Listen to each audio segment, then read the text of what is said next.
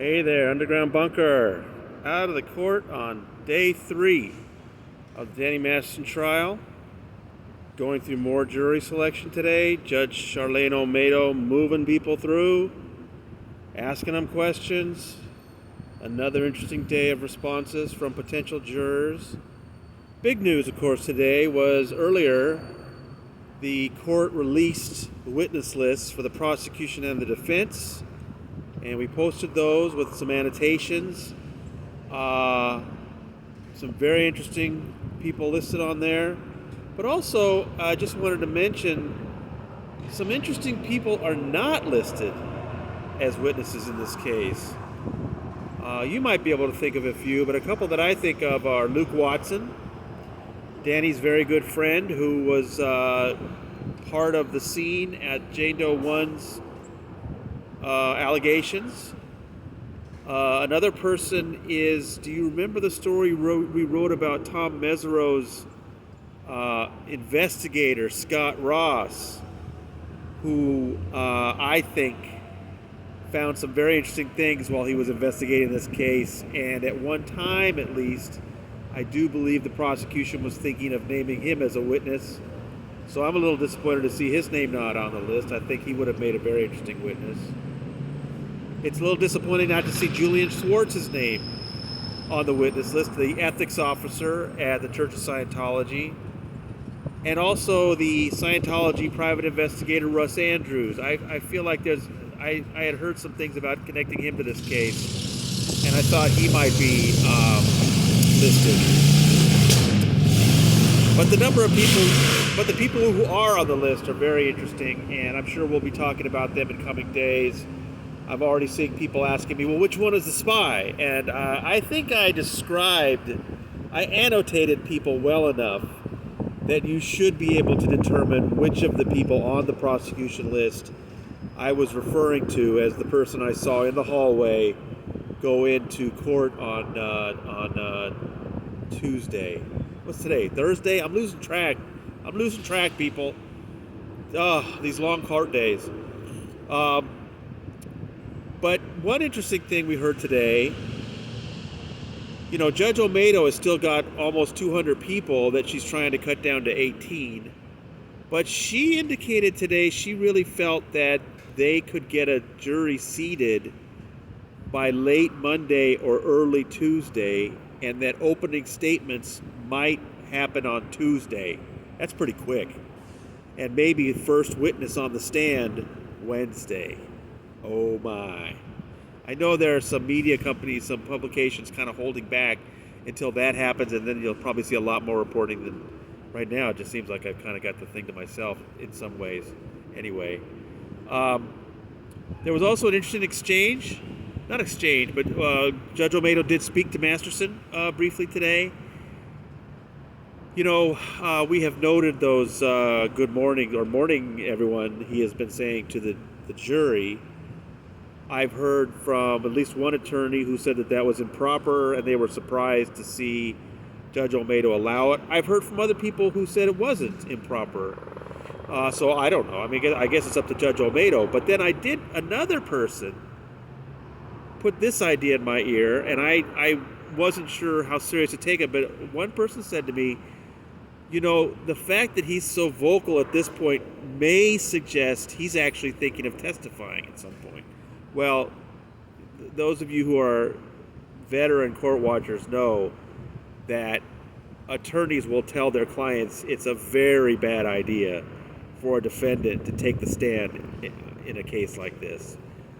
But then today, Judge Olmedo spoke to Danny about that, which I thought was interesting timing, right after someone had told me that, they thought that he might be thinking about it. But she said that,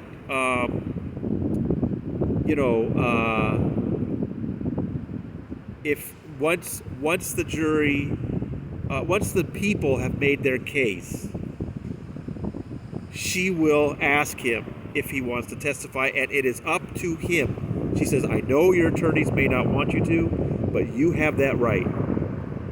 And I just thought that was interesting. I don't know if she's just probably an admonition or an instruction she gives to everybody, and I shouldn't read anything into it. But maybe Danny thinks he can tone 40 his way through testimony. I don't know.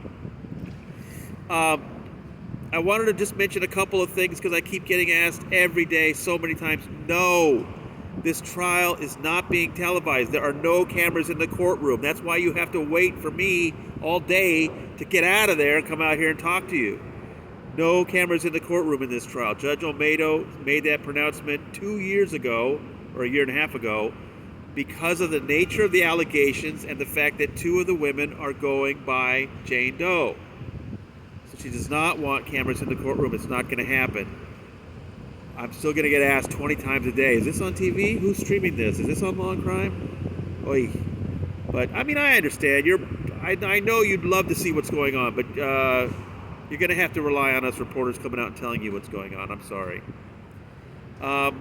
Another question I was asked, if someone's on the witness list, does that mean they're testifying? It means that these are the lists of people the 2 sides have proposed. Some of the people on the list may not end up testifying. I think that, well, we'll see. I think Lisa Marie Presley is going to testify. I think Marty Singer is going to testify. But just because they're on the list at this point does not guarantee that they will testify. Okay?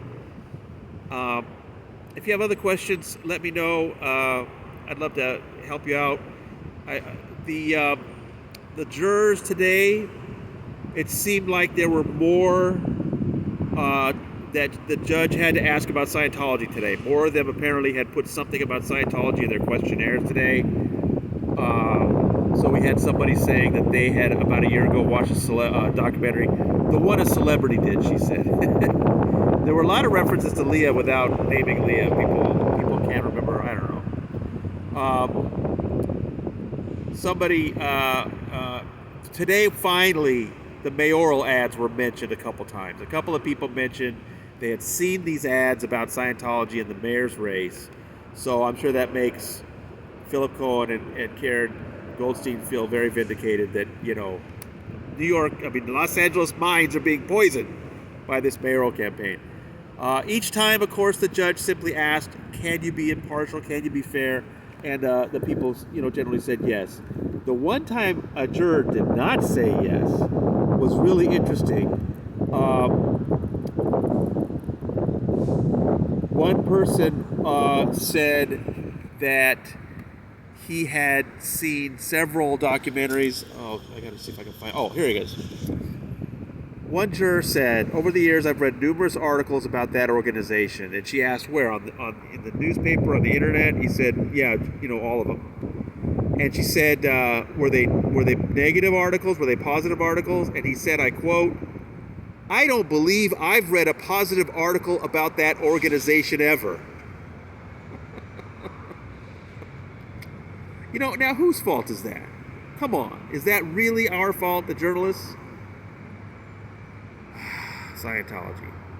And another, my favorite reference to the Caruso ads, the first person who actually mentioned them, the judge said, would the ads color your opinion of Scientology? And he responded, it would color my opinion of the person running the ads. I thought that was a great response. But again, most of the people said they could be fair and impartial. I think they've got plenty of jurors that seem competent that they could choose from. That's all 3 panels now on Monday. So tomorrow, Friday, no court. I'm going to go ride my bike somewhere. We'll be back on Monday with,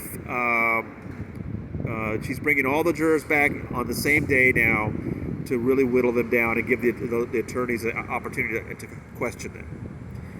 And like I said, she made it sound like we may have a jury at the end of the day from that process, or early Tuesday, and we may have opening statements on Tuesday. So expect a lot more media and a lot more tension at that point. The prosecution was asked how long they need for opening statements, and they said 3 hours. 3 hours opening statement. Well, I'm looking forward to it. I know you are too. And we'll get you some more news as soon as we've got it. So, from the Clara Shortridge Foltz Criminal Justice Center in Los Angeles, this is your proprietor signing off.